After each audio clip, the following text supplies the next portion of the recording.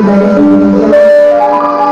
Tapi dimanapun kita berada, kita tetap percaya kalau Tuhan selalu bersama dengan kita, dan kita boleh tetap terus beribadah dengan online. Sebelum kita mulai ibadah kita, mari kita mulai dengan doa terlebih dahulu. Terima kasih Tuhan untuk penyertaan-Mu, untuk perlindungan semua Tuhan di sepanjang hidup kami ya Tuhan. Tuhan, kami perlu perlindungan-Mu Tuhan, kami perlu tangan-Mu Tuhan. Sehingga kami tidak dapat berjalan sendiri ya Tuhan. Tuhan, sebentar kami mau memuji, menyembah dan memuliakan Nama-Mu. Kiranya Tuhan, Kau yang bertahta Tuhan dipuji di atas puji-pujian kami Tuhan. Sebentar Tuhan, kami mulai ibadah kami Tuhan. Terima kasih Tuhan, haleluya, amin. Mari kita memuji dan memuliakan nama Tuhan, sebab Dia Tuhan yang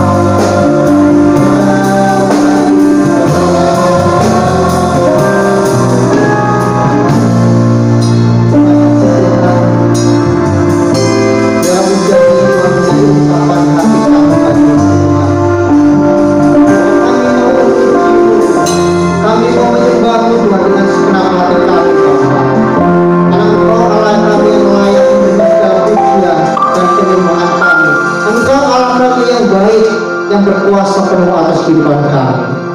Terima kasih Bapa, kami serahkan seluruh puji-pujian kami ke dalam kasih-Mu.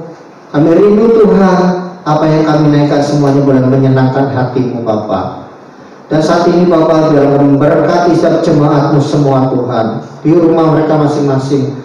Untuk sebentar boleh Engkau taburi dengan kebenaran firman-Mu, sehingga kehidupan kami semua boleh bertumbuh di dalam kasih dan anugerah-Mu. Terlebih lagi Engkau urapi hamba-Mu Tuhan, biar Engkau sendiri Tuhan yang berbicara kepada kami semua Tuhan, melalui hikmat yang Engkau berikan di dalam kehidupan hamba-Mu ini. Di dalam nama Tuhan Yesus Kristus kami sambut kebenaran firman-Mu dengan penuh ucapan syukur. Haleluya, amin. Silakan duduk para pelayan Tuhan.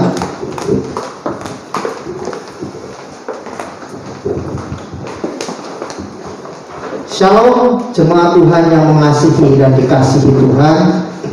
Kembali kita bertemu dalam ibadah online kita pada minggu ketiga ini. Kita bersyukur apapun keadaan kita kepada Tuhan. Kita selalu menaikkan syukur kita di hadapan Tuhan apapun kondisi keadaan kita. Kita tahu saat ini kita sudah kembali lagi diberlakukan PSBB. Namun biarlah situasi ini justru membuat kita lebih mendekatkan diri kita kepada Tuhan, lebih membuat kita berharap penuh kepada Tuhan, dan selalu kehidupan kita dipenuhi ucapan syukur. Amin. Ada satu cerita yang sangat menarik, satu ilustrasi yang sangat menarik, di mana ada sebuah keluarga yang dipimpin oleh seorang bapak yang sudah lumayan tua. Keluarga ini hidup boleh dibilang di bawah pas-pasan. Dan setiap harinya bapak ini sudah terbiasa menerima yang namanya ejekan, kolokan dari para tetangganya. Tetangganya tidak peduli, bukannya menolong, malah mereka sering menolong ya. Udah makan belum? Bukannya memberi makan, tapi cuma sekedar mengejek. Bapak ini cuma menjawab, puji Tuhan masih ada makanan, bersyukur kami masih punya makanan. Dan banyak sekali ejekan-ejekan yang dilontarkan. Tapi Bapak ini dalam segala kekurangannya, dalam segala keterbatasannya, dia selalu bisa menaikkan ucapan syukurnya kepada Tuhan dibandingkan orang lain yang hidup lebih berkecukupan, yang lebih baik dari Bapak ini. Singkat cerita, dalam kondisinya seperti itu, Bapak ini adalah seorang pekerja keras. Nah, suatu ketika terjadi satu hal yang luar biasa, di mana Bapak ini gubuknya didatangi seekor kuda yang cantik, yang bagus. Gak tahu gimana ceritanya, akhirnya kuda ini bisa dijinakan oleh Bapak ini, orangnya putih mulus. Dan singkat cerita, orang-orang pada kagum, Pak, itu kudanya kalau dijual mahal, itu bisa untuk beli tanah yang luas, bisa beli rumah dan lain sebagainya.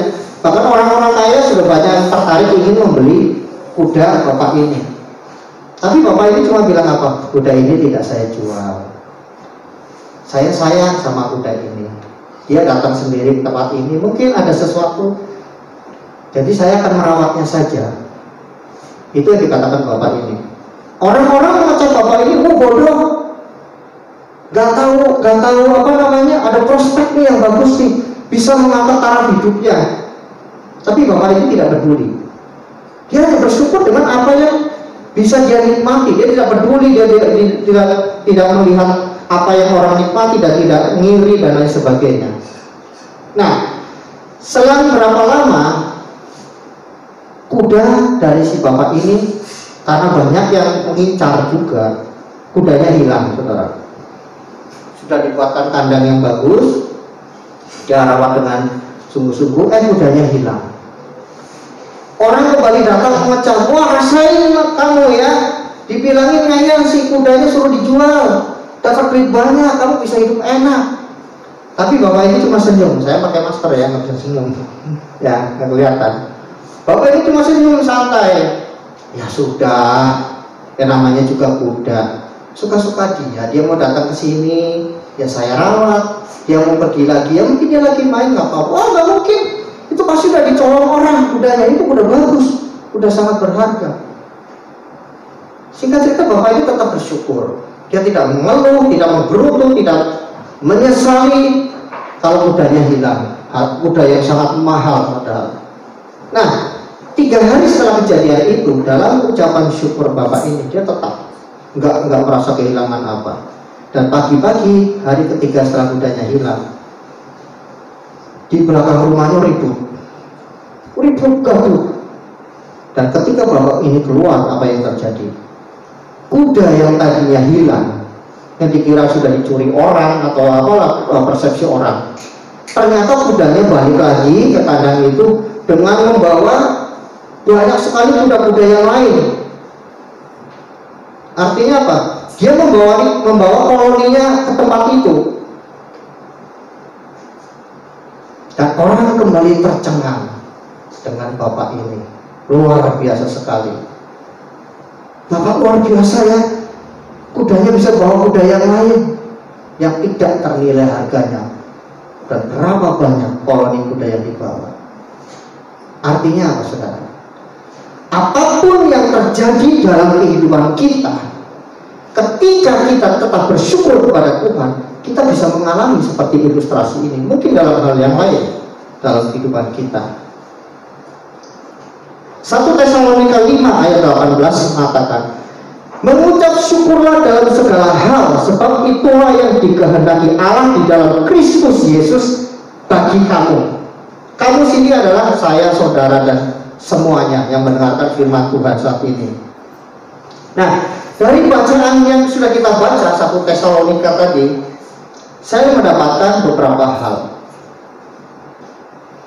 Yang pertama adalah mengucap syukur dalam segala hal. Mengucap syukur dalam segala hal ini adalah satu nasihat yang harus kita lakukan. Memang dalam surat Tesalonika ini, nasihat ini ditujukan bagi jemaat-jemaat di Tesalonika, tapi ini juga berlaku bagi setiap kita yang membaca kebenaran firman Tuhan ini. Ini adalah nasihat bagi kita semua.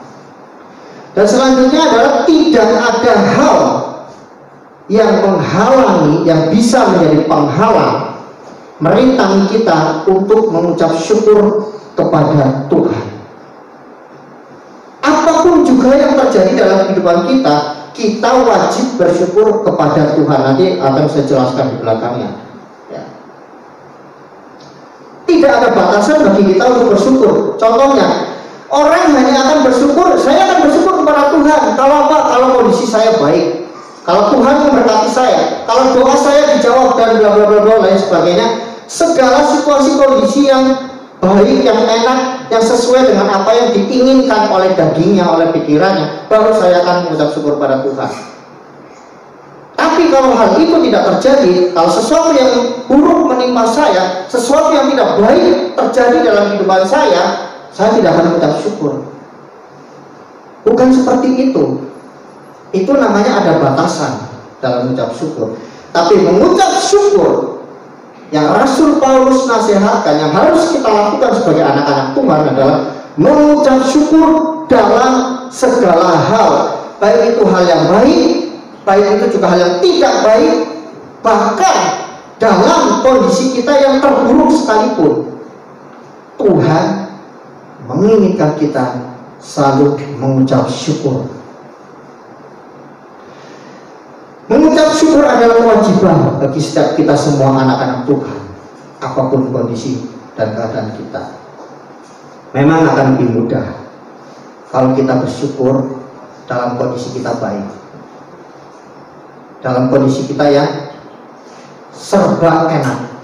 Itu akan lebih mudah bagi kita untuk bersyukur. Tapi jangan salah, banyak juga orang-orang Kristen yang ketika doanya dijawab Tuhan, yang ketika dia sudah mendapatkan apa yang menjadi kerinduan dan cita-citanya, justru dia lupa untuk bersyukur. Justru membuat dia begitu terlena dengan apa yang sudah dia dapatkan, sehingga ucapan syukur itu tidak keluar dari mulutnya, apalagi dari hatinya. Banyak orang-orang Kristen yang setelah diberkati Tuhan, justru dia menjadi sombong, dia menjadi egois.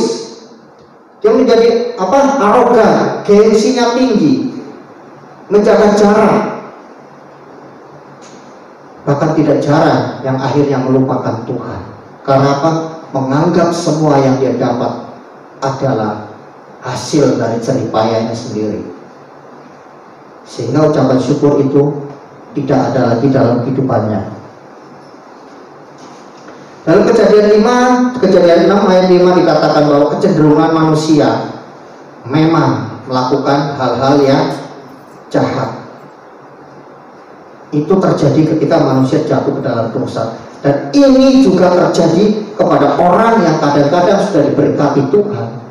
Kecenderungan hatinya bukan bersyukur kepada Tuhan, tapi justru dia mementingkan kehidupannya sendiri. Dia lupa untuk bersyukur kepada Tuhan.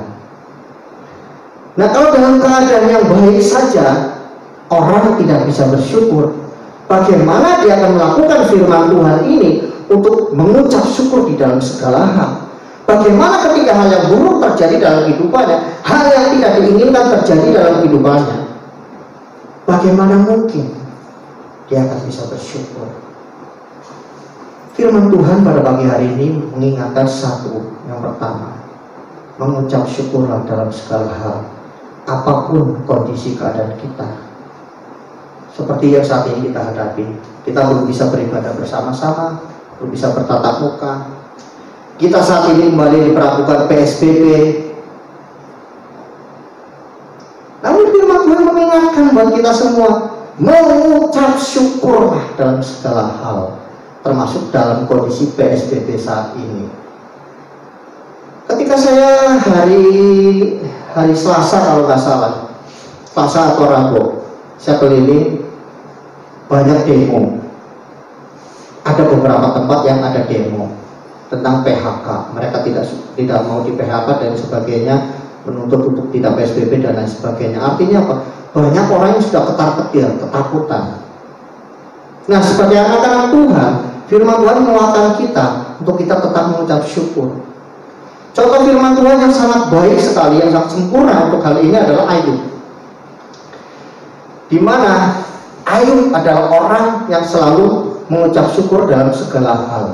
Ketika dia diberkati Tuhan luar biasa, ketika dia menjadi orang yang sangat kaya raya, anak-anaknya sehat, hidupnya bahagia, Ayub bersyukur kepada Tuhan. Ditandai dengan ketika anak-anaknya setelah mengadakan pesta, dia memberikan korban bagi Tuhan, korban syukur, korban juga barangkali ada anak-anaknya yang bersalah dalam waktu dia pesta. Selalu dia berikan syukur. Oh iya gampang kata iblis. Dia jelas dong dia bersyukur kepada Tuhan, jelas dong dia tertawa kepada Tuhan. Engkau memberkati luar biasa. Coba kamu cabut seluruh pagar yang mengelilingi Ayub, saya akan ganggu dia. Singkat cerita kita semua tahu ya, dari lembu sapinya, domba kambingnya, unta-untanya, bahkan seluruh orang-orang kepercayaan si Ayub ini dihabiskan. Apakah Ayub terus menggerutu? Ketika dia senang menikmati segala sesuatu, dia bersyukur. Dalam Ayub 1 ayat 1 sampai 21, semuanya dihabiskan, semuanya lenyap dalam sekejap. Tapi apa yang Ayub katakan? Ayub bersujud kepada Tuhan, Ayub menyembah Tuhan, dan dia berkata, Tuhan yang memberi, Tuhan yang mengambil juga. Terpujilah nama Tuhan. Bagaimana dengan kehidupan kita? Baru di PSBB sudah kalah kabur. Ayub ketika dia habis-habisan semuanya, dia bisa berkata, Tuhan yang memberi, Tuhan juga yang mengambil. Terpujilah nama Tuhan. Dia masih menaikkan syukur dia kepada Tuhan ketika kondisi kehidupannya sudah sedemikian parahnya. Maka di ayat yang kedua, pasal yang kedua, ketika iblis menjamah Ayub, dari ujung kaki sampai ujung kepala dipenuhi borok busuk, parah busuk, sampai dia harus menggaruk-garuk dengan beling, dan istrinya sendiri itu sampai jijik.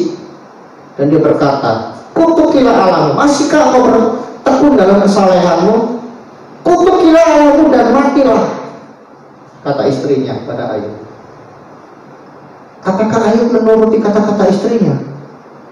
Bisa saja Ayub menggunakan logikanya, iya ya Tuhan, kejam saya dibikin buat seperti ini, apa dosa dan salah saya, apa kesalahan saya, kenapa Tuhan menghukum saya sedemikian rupa, saya sudah melakukan segala sesuatu yang baik. Tapi itu semua tidak ada di dalam kamus Ayub. Dia berkata kepada istrinya, kata-katamu itu seperti orang gila. Apakah kamu mau terima yang baik dari Tuhan tapi menolak yang buruk dari Tuhan? Firman Tuhan mengatakan dalam kesemuanya itu Ayub tidak bersalah dengan kata-katanya. Artinya apa? Tetap ada ucapan syukur. Tetap dia itu memuji Tuhan dalam kondisinya yang sudah sedemikian. Memang dalam pasal selanjutnya dikatakan di situ bahwa sempat Ayub saat itu mengeluh, berkeluh kesah, marah. Bahkan Ayub sempat mengutuki hari kelahirannya sendiri. Dia sempat menyalahkan Tuhan. Tapi ketika Tuhan menegur Ayub, dia sadar, dia tahu siapa dirinya. Dia kembalikan dirinya kepada Tuhan untuk menjadi orang yang sesuai dengan apa yang Tuhan kehendaki. Bahkan Ayub dimintakan doanya untuk sahabat-sahabatnya, dan Tuhan memulihkan Ayub. Hal yang pertama yang kita pelajari dari firman Tuhan ini, dari bacaan tadi adalah mengucap syukurlah dalam segala hal, apapun kondisi kehidupan kita. Hal yang kedua, mengapa kita harus mengucap syukur di dalam segala hal? Tadi dikatakan kita harus mengucap syukur, wajib bagi kita untuk mengucap syukur di dalam segala hal. Nah, pertanyaannya kenapa? Wajar dong kalau kita bersungut-sungut, kita marah-marah kalau kondisi kehidupan kita tidak sesuai dengan apa yang kita kehendaki. Secara manusia, ya. Secara manusia, secara logika, wajar. Tapi secara kita sebagai anak-anak Tuhan, itu tidak boleh terjadi dalam kehidupan kita. Mengapa? Kita harus selalu mengucap syukur dalam segala hal. Yang pertama adalah karena mengucap syukur dalam segala hal itu adalah kehendak Allah. Ya, mengucap syukur dalam segala hal adalah kehendak Allah dalam 1 Tesalonika 5 ayat 18b. Itu adalah kehendak Allah bagi saya, bagi saudara, dan bagi kita semua yang mendengarkan kebenaran ini. Melakukan kehendak Allah itu sama saja dengan kita taat kepada Allah, dan sama saja dengan kita hidup menyenangkan hati Allah. Dan itulah yang Allah kehendaki bagi kita semua. Menyenangkan hati Allah itu lebih berharga daripada korban sembelihan. Bagi dan lebih berharga daripada korban harta benda kita. Artinya apa? Ketika kita mau menyenangkan hati Allah, kita mau taat kepada Allah, melakukan kehendak Allah, jangankan korban harta benda, apapun akan kita lakukan untuk kita menjadi pribadi yang berkenan kepada Allah. Itu alasan pertama kenapa kita harus mengucap syukur kepada Tuhan. Alasan yang kedua kenapa kita harus mengucap syukur di dalam segala hal, yaitu karena Allah sudah memberikan yang terbaik bagi kita, yaitu pengorbanan Tuhan Yesus Kristus di dalam Yohanes 3 ayat 16. Karena begitu besar kasih Allah akan dunia ini, sehingga Ia mengaruniakan anaknya yang tunggal, supaya setiap kita yang percaya kepadanya tidak binasa, melainkan memperoleh hidup yang kekal. Itu adalah pemberian Allah yang terbaik bagi kita. Tidak ada hal yang lebih besar, yang lebih baik, yang lebih indah, yang lebih mulia, yang lebih berharga daripada keselamatan yang diberikan Allah melalui pengorbanan Tuhan Yesus bagi kita. Ini harus kita tanamkan di dalam kehidupan kita, bahwa di dunia ini tidak ada hal yang lebih berharga daripada karya keselamatan Allah bagi kita. Oleh karena itu Allah menghendaki kita selalu mengucap syukur dalam segala hal. Kenapa? Karena hal-hal yang lain itu tidak terlalu penting dibandingkan dengan karya keselamatan Allah bagi kita. Banyak referensi firman Tuhan yang mengatakan berapa sih umur manusia? Mentok-mentoknya berapa sih? 60, 70. Bahkan dikatakan usia manusia, hidup manusia itu seperti uang, hanya sebentar ada, sebentar hilang. Seperti embun pagi, pagi ada, begitu ada matahari hilang. Artinya apa? Yang terbaik, yang terpenting bagi kita adalah ketika karya keselamatan itu sudah ada dalam hidup saya dan saudara. Itu yang terbaik. Oleh karena itu Allah menghendaki mengucap syukur dalam segala hal. Kenapa? Karena yang terbaik sudah kita dapatkan. Yang lain-lain itu terserah Allah. Bukan berarti Allah tidak peduli dengan kita. Allah kita adalah Allah yang adil, Allah yang berkuasa. Pasti Dia akan memberkati kita dengan luar biasa juga. Cuma Allah saat ini menghendaki bahwa kita harus mengucap syukur dalam segala hal. Selanjutnya, mengapa kita harus mengucap syukur dalam segala hal? Mengucap untuk menyatakan kemuliaannya. Memasuki gua singa, tentu saja gua singa yang ada singanya lah. Bukan gua singa kosong saudara ya. Kalau gua singa yang kosong mungkin semua orang bisa masuk ya, nggak apa-apa, nggak bahaya. Tapi gua singa yang di dalamnya ada singa-singa kelaparan. Juga kita bisa melihat Sadrak, Meshach, Abednego dalam proses ketika Tuhan ingin menguji iman mereka. Dia harus masuk ke dalam dapur perapian yang sudah pasti ada apinya yang menyala-nyala, bukan dapur yang tidak ada apinya. Tapi semua itu hanya proses. Dan Allah menghendaki kita percaya 100% pada proses, pada rencana dan kehendak Allah. Supaya apa? Allah dapat menyatakan kuasanya atas kita semua. Syukuri apapun yang kita hadapi. Yang terakhir, mengapa kita harus mengucap syukur kepada Tuhan? Dengan kita mengucap syukur dalam segala hal, itu akan membebaskan kita dari kekhawatiran. Seperti awal tadi saya katakan, bahwa saat ini banyak sekali orang yang hidupnya dipenuhi dengan kekhawatiran. Virus paling berbahaya bagi orang-orang beriman adalah kekhawatiran. Bahkan itu lebih membahayakan dari virus corona, saudara. Pernah dengar cerita, ilustrasi lelucon bahwa corona datang itu rencananya cuma untuk membunuh 1.000 orang. Tapi ketika dia pulang, dia meninggalkan kematian berjuta-juta. Kenapa? Dia mati sama corona cuma 1.000. Yang mati karena khawatir itu jutaan. Khawatir kena virus corona, padahal corona sendiri nggak menyerang mereka. Tapi ilustrasi ini juga masuk akal juga, saudara. Di mana memang banyak orang yang ketakutan, yang kekhawatiran berlebihan, sehingga mereka membahayakan hidupnya sendiri. Boleh nggak kita khawatir? Khawatir boleh saja, selama kita khawatir, dan khawatir itu kita jadikan sebagai alarm dalam hidup kita untuk menjadikan kita lebih waspada, untuk menjadikan kita hidup dengan bijaksana di hadapan Tuhan, menjalani hidup kita dengan bijak. Tapi ketika kekhawatiran itu sudah menguasai hidup kita, memimpin hidup kita, mendominasi hidup kita, itu yang tidak Allah kehendaki. Matius 6 ayat 27 mengatakan, siapakah di antara kamu yang karena kekhawatirannya dapat menambahkan sehasta saja pada jalan hidupnya? Artinya apa? Tidak ada faedahnya sama sekali kita khawatir, justru akan mendatangkan dampak yang buruk, terlebih lagi bagi kehidupan iman kita. Orang yang khawatir, dia tidak akan bisa bersyukur. Ketika hidupnya dikuasai oleh kekhawatiran, dia tidak akan bisa mengucap syukur. Kenapa? Karena kehidupannya akan berfokus pada apa yang dia khawatirkan. Orang yang khawatir akan membuatnya lebih mengandalkan kekuatannya sendiri, pikirannya sendiri, usahanya sendiri, daripada dia melibatkan Tuhan. Selanjutnya apa lagi? Orang yang dikuasai oleh kekhawatiran, dia tidak akan bisa menyelami rancangan Allah di dalam kehidupannya. Karena apa? Karena hidupnya akan berkutat dengan apa yang dia khawatirkan saja.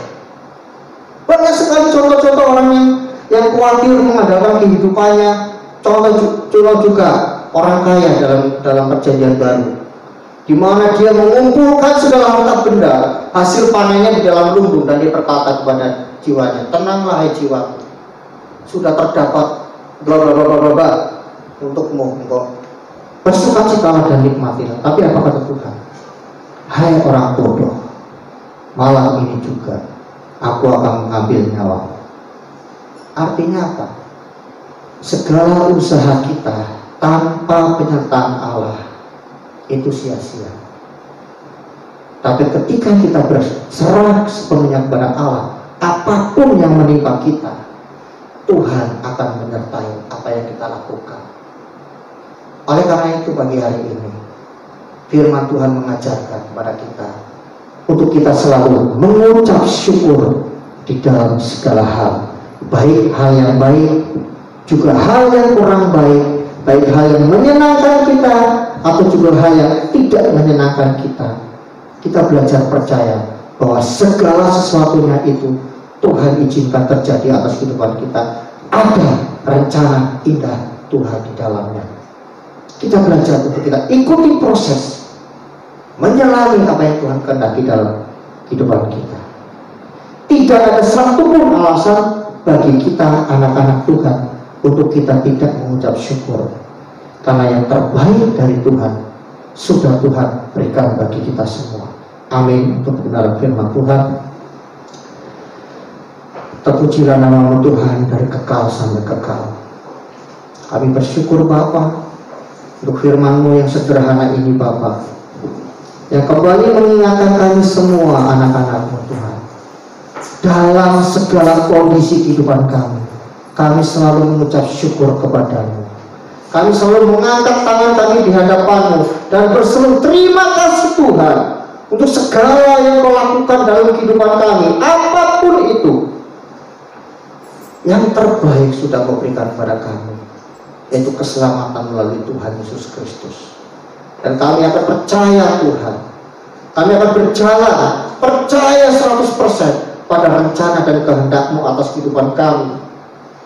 Karena kami tahu ketika kami mengucap syukur kepada-Mu dalam segala hal, Engkau yang akan membentengi kami, Engkau yang akan mencukupkan kami, Engkau yang akan memelihara kami, dan Engkau yang akan membawa kami ke dalam rencana-Mu yang indah, yaitu rencana yang membawa damai sejahtera dan hari depan yang penuh harapan bagi kami semua yang mau taat dan setia kepada kebenaran firman.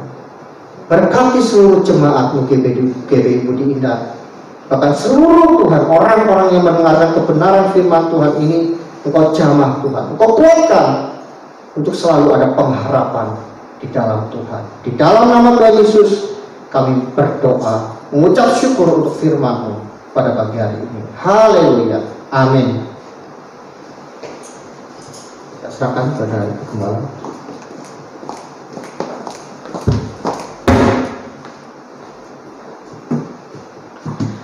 Selamat pagi saudara yang dikasihi Tuhan. Shalom.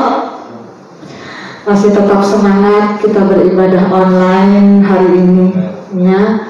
Sekalipun seperti yang tadi Bapak Andreas katakan, kita kembali masuk ke PSBB ya. Saudaraku yang dikasihi Tuhan, setiap situasi yang Tuhan izinkan kepada kita harus responi dengan baik, dengan sukacita. Karena apapun yang terjadi di dalam kehidupan kita itu tidak luput ya dari pantauan Tuhan, dari kendali Tuhan. Oleh karena itu sebagai anak-anak Tuhan tetaplah setia di dalam Tuhan, tidak boleh kecewa ya. Cari Tuhan saatnya ini ya, kita jangan dijauhkan dari Tuhan. Percayalah kasih Tuhan yang akan terus mendekatkan kita kepada Tuhan. Amin. Saudaraku yang dikasihi Tuhan, terima kasih kepada saudara Andreas untuk firman-Nya ya. Pasti saudara sudah mendapatkan apa dari firman Tuhan yang sudah saudara dengar. Kalau saya dapatkan berkat firman Tuhan yang sudah saya catat saat ini ya, bahwa sesungguhnya hidup kita harus senantiasa mengucap syukur, atau tepatnya kita sebagai anak-anak Tuhan harus selalu mengucap syukur dalam segala hal. Kenapa? Ya, tadi Saudara Andreas sudah kemukakan ya, kenapa kita harus mengucap syukur? Karena itu adalah kehendak Tuhan, itu yang Tuhan kehendaki dalam kehidupan kita sebagai anak-anak Tuhan, selalu mengucap syukur dalam segala hal. Yang kedua, karena Allah telah memberikan yang terbaik bagi kita, yaitu karya penebusan. Kalau Dia saja sudah memberi yang terbaik, ya, untuk apa kita menyusahkan dalam segala situasi? Tetaplah mengucap syukur dalam segala keadaan apapun. Dan yang ketiga, ketika kita mengucap syukur dapat mengatasi kekhawatiran. Saudara, saya mau tanya, ya, saudara sebagai anak-anak Tuhan boleh khawatir tidak?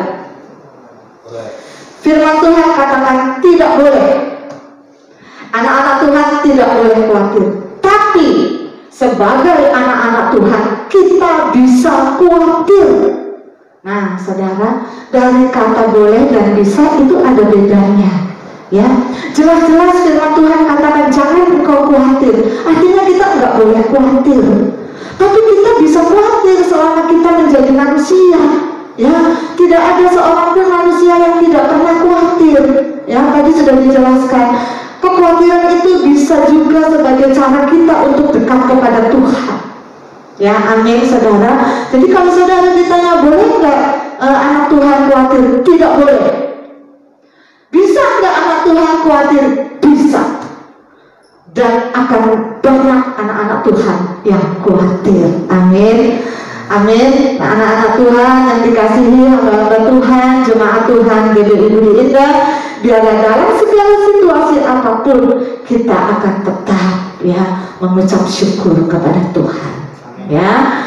Terima kasih sekali lagi buat Saudara Andreas ya yang sudah menyampaikan kebenaran firman Tuhan, juga hamba-hamba Tuhan, para pelayan Tuhan, ya mana ini para pelayan ya. Terima kasih untuk pelayanannya ya, baik para pemuji ya, baik para pelayan pemusik, juga LCD, multimedia, apapun lakukan itu untuk Tuhan. Amin saudara. Mari kita akhiri ibadah kita saat pagi hari ini. Kita tundukkan hati kita di hadapan Tuhan dan kita sama-sama menyerahkan hidup kita kepada Tuhan. Haleluya Bapa. Segala puji syukur hanya bagi Engkau Tuhan, Allah yang maha baik, Allah yang senantiasa mendatangkan kebaikan bagi setiap kami. Terima kasih Tuhan untuk firman-Mu pada pagi hari ini. Engkau yang telah Tuhan menjadikan kami sebagaimana kami ada saat ini. Itu semua adalah karya-Mu Tuhan. Dan biarlah Bapa hari ini Tuhan, seluruh hidup kami ini kami serahkan dalam tangan-Mu Tuhan. Apapun yang terjadi Tuhan, saat-saat ini Tuhan, kami percaya Tuhan izinkan bangsa dan negara kami mengalami Tuhan kenaikan di dalam tingkat pandemi ini Bapa. Oh Tuhan, kami sungguh mengimani Engkau tidak akan pernah membiarkan ini Tuhan berlalu Tuhan. Tetapi Tuhan, Engkau tidak pernah Tuhan membiarkan kami melakukan semua ini tanpa Engkau Tuhan. Kami percaya ini semua atas izin Engkau. Dan kalau Engkau mengizinkan segala sesuatu terjadi, Engkau tidak akan pernah meninggalkan kami. Terima kasih untuk firman-Mu Tuhan. Ajar kepada kami untuk selalu bersyukur dalam segala hal, karena kami mengimani ketika kami Tuhan mengucap syukur, kami melakukan kehendak-Mu. Ketika kami mengucap syukur dalam segala hal yang kami hadapi, kami Tuhan sedang menerima anugerah, sedang terus Tuhan menikmati anugerah karya keselamatan-Mu Tuhan di dalam hidup kami. Bahkan ketika kami mengucap syukur Tuhan, kami dapat mengatasi rasa khawatir kami Bapa. Kau tahu Tuhan, kami sebagai manusia seringkali kami khawatir Tuhan dalam menghadapi hari-hari kami ini Tuhan, dalam menghadapi situasi pandemi ini Tuhan. Banyak anak-anak-Mu Tuhan yang merasa khawatir Bapa. Tapi firman-Mu Tuhan berbicara kepada kami supaya kami tidak khawatir Tuhan, supaya kami tetap menghadapi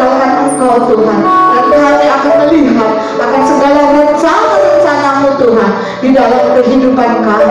Terima kasih Bapa yang baik. Berkati Tuhan hamba-Mu Saudara Andreas yang sudah menyampaikan kebenaran firman-Mu. Kiranya Tuhan yang akan terus tambah-tambahkan hikmat-Mu. Kami sungguh percaya Tuhan bahwa Tuhan yang akan terus memakai hamba-Mu ini Bapa, lebih lagi Tuhan di dalam Engkau.